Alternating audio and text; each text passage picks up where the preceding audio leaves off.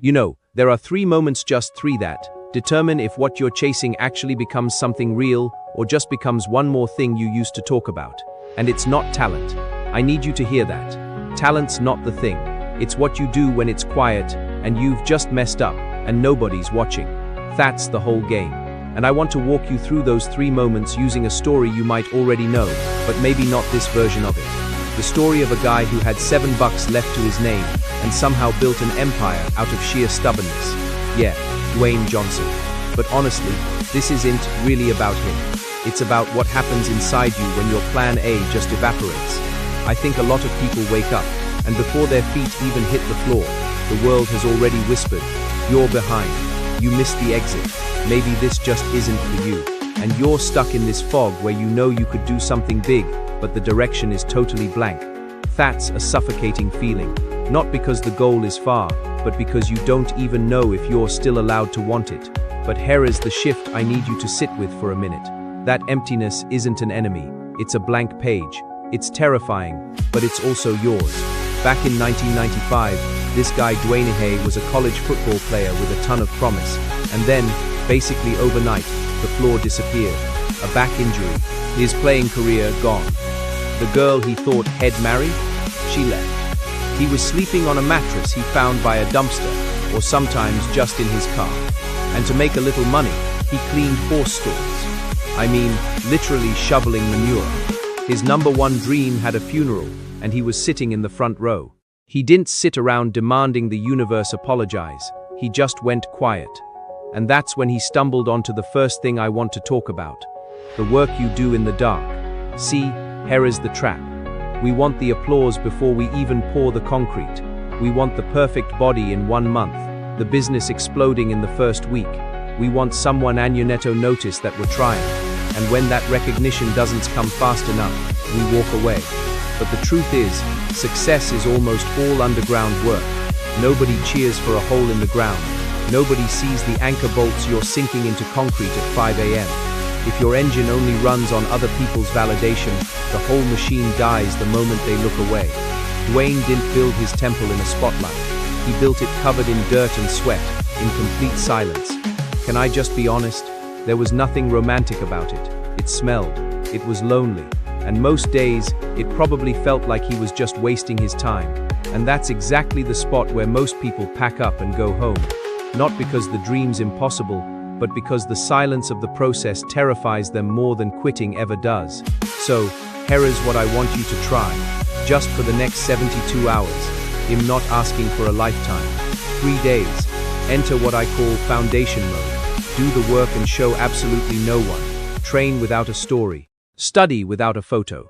Build your project and keep your mouth shut about it. Don't tell a friend. Don't tweet about it.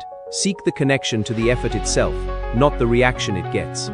Think of it as a vow of silence for your purpose. Because applause means nothing if the structure is weak. First, you build in the dark.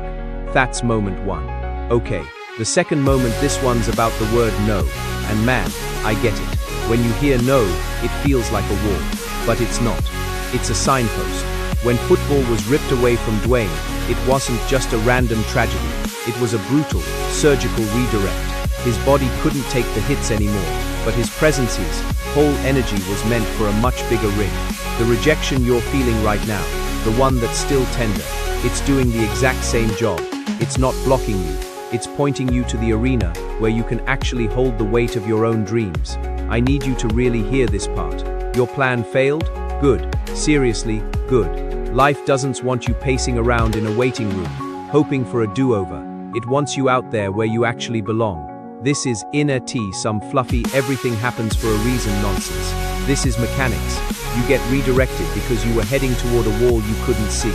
Here is a little exercise, and it might sting a bit. Take the biggest failure that's been replaying in your head. The one that makes you flinch. Get a piece of paper, real paper, not a phone note, and at the top, write just one line: because of this I can now. Then list 3 doors.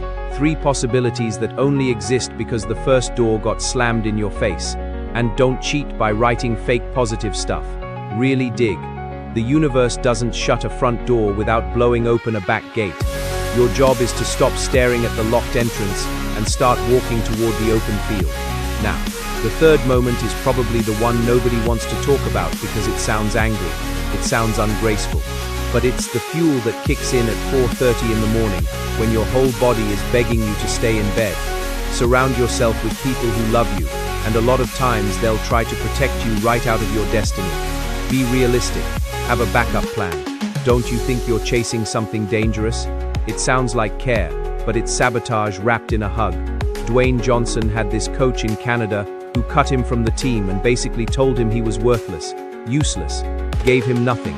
And instead of just swallowing that pain, Dwayne used it like a shot of gasoline. He calls it the chip on his shoulder. And honestly, you need one too. Love for your dream is important, sure. But a little controlled fury at the thought of giving up, that's what lifts the barbell when gravity's trying to crush you. Let me ask you something. Do you want to be loved by everybody right now, or respected by the version of yourself who's looking back at you 10 years from now? You gotta choose. Here's a weird little ritual. Find your worthy opponent. That could be an old version of you, a cold statistic, someone who straight up said you'd never make it. Take that doubt, write it on a sticky note, and put it on your bathroom mirror. Not for drama, for focus.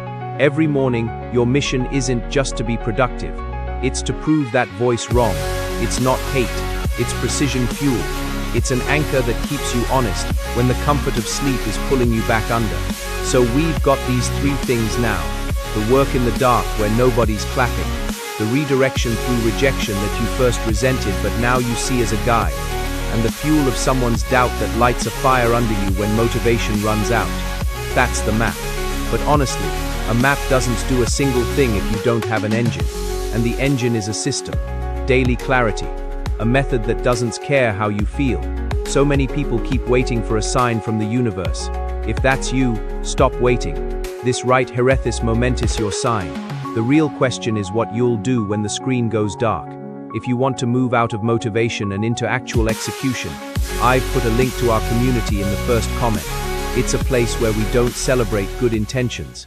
We audit real action, no fluff, no magic promises, just a method I've seen work. And if that's not for you right now, do this anyway. Go down to the comments and type the foundation ISMI. I want to see the size of your commitment to the dark work, right out in the open. Then, and this is the key, come back to this video in 72 hours. Read what you wrote, and measure honestly what you built in the silence. No one's grading you, but you'll know the foundation is yours, the work is yours. Stop waiting, go build.